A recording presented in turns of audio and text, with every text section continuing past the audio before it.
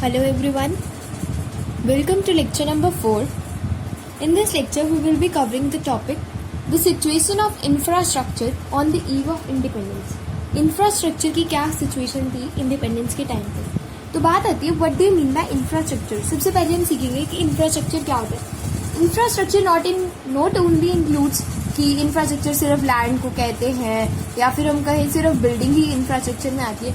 Infrastructure में सारी services आ जाती हैं. ऑल सर्विसेज सारी सर्विसेज आ जाती हैं. जैसे अगर मैं बात करूँ ट्रांसपोर्ट, जैसे मैं बात करूँ कम्युनिकेशन, जैसे मैं बात करूँ पावर, हेल्थ, एजुकेशन, ये सारी चीजें ये क्या होती है हमारी इंफ्रास्ट्रक्चर. मतलब उस टाइम पे ये सारा transport, communication, power, health, education, it all constitutes infrastructure. So what do you mean bye infrastructure? Infrastructure means transport, communication, power, health, education, सारी सर्विसेज जिनको हम बोल देते हैं, ये सारी इंफ्रास्ट्रक्चर के अंडर आती है. अब बात आती है कि उस टाइम पे इंफ्रास्ट्रक्चर की क्या सिचुएशन थी. ठीक है, क्या सिचुएशन थी. देखो रेलवेज, सबसे पहले रेलवेज डेवलप किया गया था. क्या डेवलप किए गए थे? Railways were develop. ब्रिटिशर्स ने रेलवेज डेवलप करवाए थे. रेलवेज डेवलप हुए थे क्यों? ताकि सामान इधर से उधर भेजा जा सके, कि फिनिश्ड गुड्स मार्केट से आ सके. मतलब रॉ मटेरियल इंडिया से कहाँ जाता था? ब्रिटेन जाता था. इंडिया से ब्रिटेन क्या जाता था? बाहर ब्रिटेन रॉ मटेरियल जाता था. एक्सपोर्ट क्या होता था? Raw material. पहली क्लास में भी हमने कवर किया था कि इंडिया से ब्रिटेन रॉ मटेरियल एक्सपोर्ट हुआ करता था और ब्रिटेन से इंडिया में बदले में फिनिश गुड्स आया करते थे. बदले में क्या आया करते थे? फिनिश गुड्स आया करते थे. ये क्या कहना चाह रहे हैं? मतलब हम लोग ब्रिटिशर्स क्या चाहते थे कि सारा का सारा रॉ मटेरियल वो हमें दे दें और बदले में हम फिनिश गुड्स के लिए हम लोग डिपेंडेंट हो गए थे ब्रिटेन पे. India was dependent for finish goods on Britain पे डिपेंडेंट हो गया था इंडिया. तो फर्स्ट पॉइंट, इंफ्रास्ट्रक्चर की क्या सिचुएशन थी? रेलवेज बनाए गए. क्यों बनाए गए? ताकि ट्रांसपोर्टेशन इजी हो सके. रॉ मटेरियल और फिनिश गुड्स का ट्रांसपोर्टेशन इजी हो सके. सेकेंड पॉइंट, रोड्स भी बनाई गई. अगेन रोड्स क्यों बनाई गई? सेम रीजन था कि ट्रांसपोर्ट रॉ मटेरियल का डिफरेंट पार्ट्स ऑफ कंट्री में हो सके. ठीक है, क्या किस लिए बनाई गई? ताकि रॉ मटेरियल ट्रांसफर हो सके. ठीक है, रॉ मटेरियल ट्रांसपोर्ट हो सके. थर्ड पॉइंट आता है, और क्या किया इंफ्रास्ट्रक्चर में? इन्होंने पोर्ट्स बनाए थे. पोर्ट्स, ठीक है, पोर्ट्स बनाए थे. क्यों बनाए थे पोर्ट्स? ताकि वो एक्सपोर्ट कर सकते हैं रॉ मटेरियल का. ठीक है, पोर्ट्स बनाए थे. पोर्ट्स किस लिए बनाए जाते हैं? एक्सपोर्ट और इम्पोर्ट के लिए. एक्सपोर्ट और इम्पोर्ट के लिए क्या बनाए जाते हैं? Ports were developed.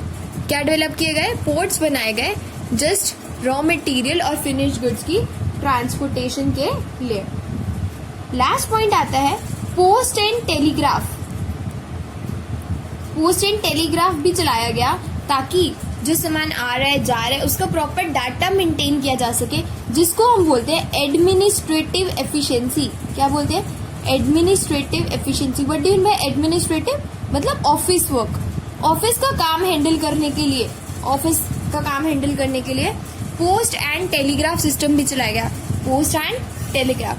तो मेरे साथ याद करेंगे फटाफट से. इंफ्रास्ट्रक्चर क्या होता है? Transport, communication, power, health and education.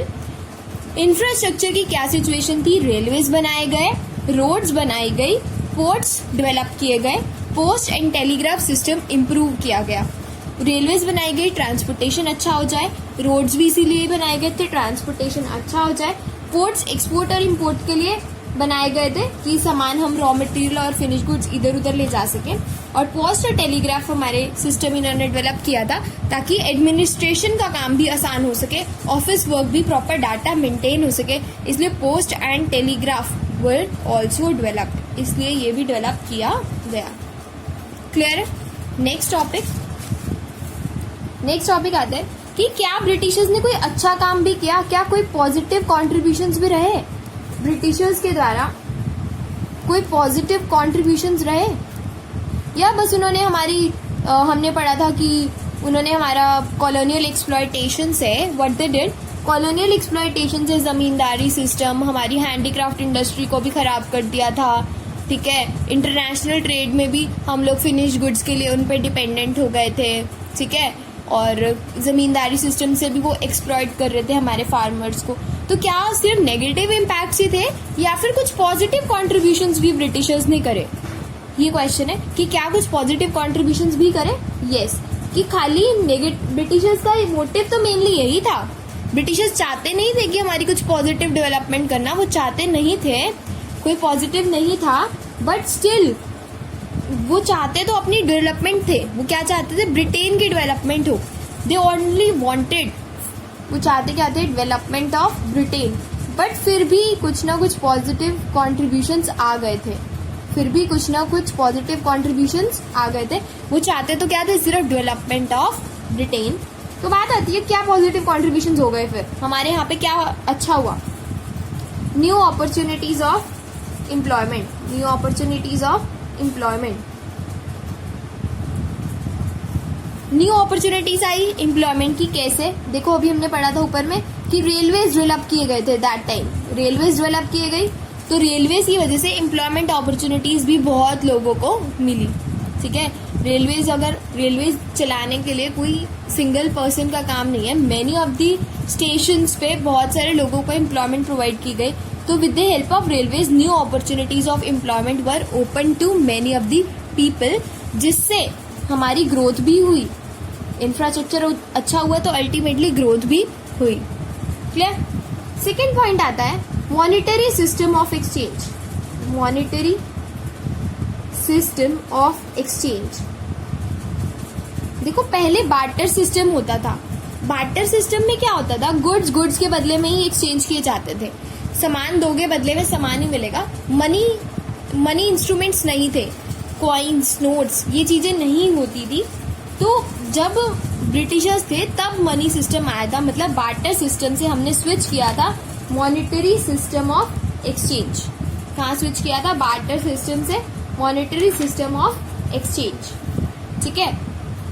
Third point आता है अगेन एडमिनिस्ट्रेशन, हमने बोला इजी हुआ था, एफिशिएंट सिस्टम ऑफ एडमिनिस्ट्रेशन, क्योंकि टेलीग्राफ और पोस्ट डेवलप हुए थे ना, तो ये हमारा पॉजिटिव कॉन्ट्रीब्यूशन है कि एडमिनिस्ट्रेशन भी यहाँ का क्या हुआ था, अच्छा हो गया था।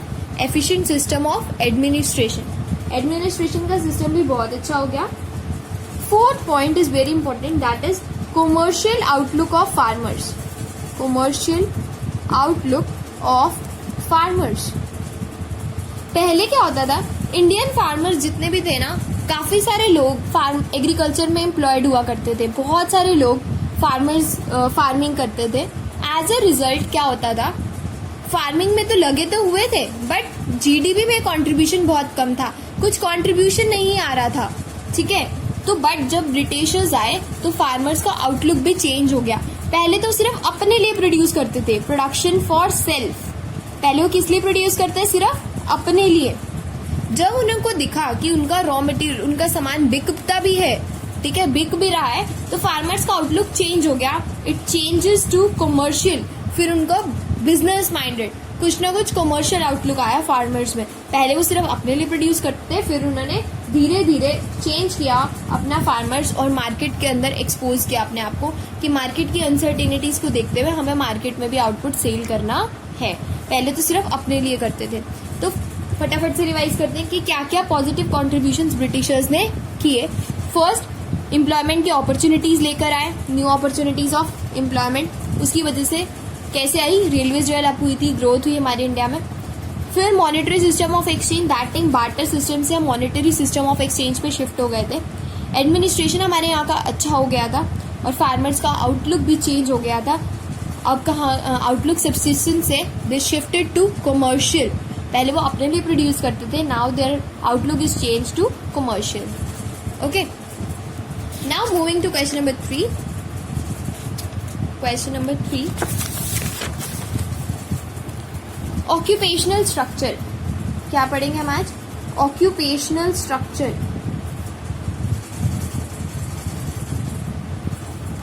ऑक्यूपेशनल स्ट्रक्चर, देखो क्या होता है ऑक्यूपेशनल स्ट्रक्चर। वो कह रहा है ऑक्यूपेशन मीन्स काम, what do you mean occupation मतलब वर्किंग, ठीक है, जो काम कर रहे हो वो बोलते हैं हम ऑक्यूपेशनल, ठीक है, ऑक्यूपेशनल लोग हैं। अब ऑक्यूपेशनल स्ट्रक्चर मतलब वर्किंग पॉपुलेशन डिफरेंट सेक्टर्स में कहाँ पे कितने लोग एम्प्लॉयड हैं, प्राइमरी सेक्टर में, सेकेंडरी सेक्टर में और टर्शरी सेक्टर में। और टर्शरी मतलब वर्किंग पॉपुलेशन का डिफरेंट सेक्टर में कहाँ कितनी डिस्ट्रीब्यूटेड है, उसको हम बोलते हैं occupational structure. Working population different sectors में कितनी डिस्ट्रीब्यूटेड है, ठीक है। उसके बाद आपको ये डाटा याद करना है, ठीक है, ये डाटा आपको याद करना है जो आपकी नोटबुक्स में भी प्रोवाइड किया जाएगा। One is primary sector, secondary sector and tertiary sector primary sector में 1951 का डाटा है, सबसे पहले ये चीज पता होनी चाहिए। जो बुक में डाटा गिवन है वो कौन सा गिवन है, 1951। तो प्राइमरी सेक्टर में अप्रोक्सीमेटली 72.7% लोग जो थे काम करते थे, 72.7% लोग प्राइमरी में काम करते थे, 10.1% लोग सेकेंडरी में एंड 17.2% लोग टर्शरी सेक्टर में काम किया करते थे।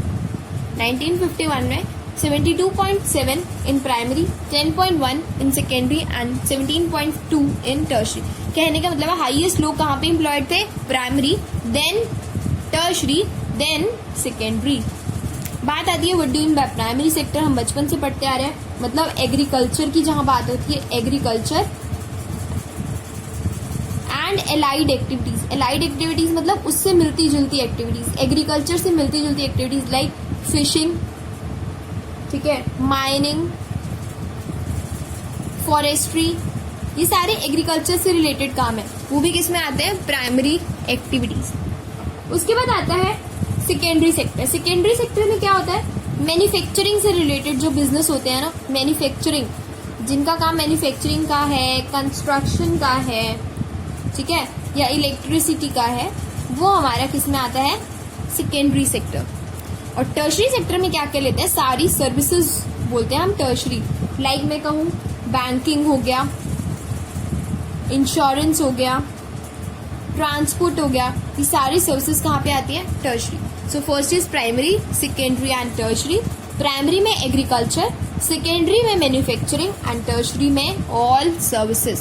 और आपको डाटा याद करना है कि किसमें कितने % लोग एम्प्लॉयड थे, ठीक है। और ये क्या शो करता है, ये शो करता है कि एग्रीकल्चर सेक्टर में सबसे ज्यादा लोग एम्प्लॉयड थे, बट जो जीडीपी कॉन्ट्रीब्यूशन था बहुत कम था, और ज्यादा लोग एम्प्लॉयड थे। इससे भी पता लगता है कि हमारे यहाँ पे इंफ्रास्ट्रक्चर उस टाइम इतना ज्यादा डेवलप नहीं था, तो इसलिए एग्रीकल्चर पे बहुत ज्यादा हैवी पॉपुलेशन डिपेंडेंट थी, विच शोज बैकवर्डनेस। इंडस्ट्री पे भी लोग एम्प्लॉयड थे कहीं ना कहीं, बट थोड़ा कम थे। अगर इंडस्ट्रियलाइजेशन यहाँ पे ज्यादा हो जाता तो ग्रोथ बहुत अच्छी हो जाती, बट कम लोग एम्प्लॉयड थे, तो कहने का मतलब बैकवर्ड इकोनॉमी ही थी हमारी।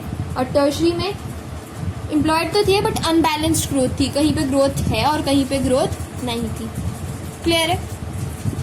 Okay guys, do learn this concept. Okay, and any doubt you can message me. Thanks for watching the video. Thank you.